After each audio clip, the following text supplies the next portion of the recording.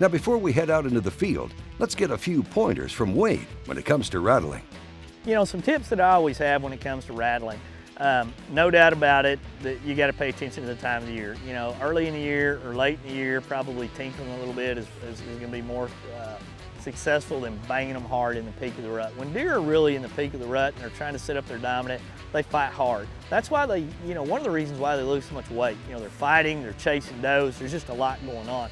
And when it's really going on, you want to bang them as loud as you can. You want to use natural antlers, preferably, to really create a sound that mimics what's going on out there. And sometimes that's not this little tinkle, tinkle, tinkle. That's bang. I mean, that is hitting it hard. That's kicking the rocks. That's thrashing the trees. That's making all of it. And, you know, obviously when you're up in the tree stand, it's a lot harder to do that. And safety-wise, you probably got to tinkle them. But if you're down on the ground rattling, in a setup like we like to do in Texas a lot of times, you know, I'm gonna ease up into a mesquite bush, I'm gonna ease up into something, and the first thing I'm gonna do is I'm gonna start throwing rocks, I'm gonna start stamping, I'm gonna bang into the tree. You know, the first things that happen are deer are posturing, you know, they're kicking the ground. Think about a couple of dogs fighting. Think about a couple of big bullies getting ready to go at it. Man, they're posturing. That's some of these other sounds.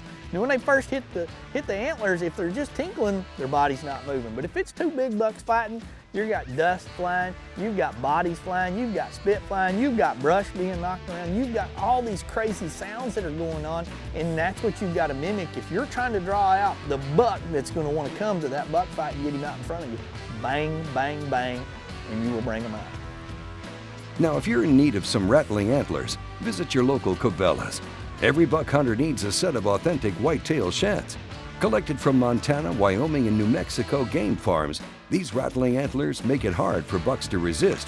To use this essential buck hunting call, simply grip the bases of the antlers and rattle them together to create irresistible sounds that draw the big boys in close.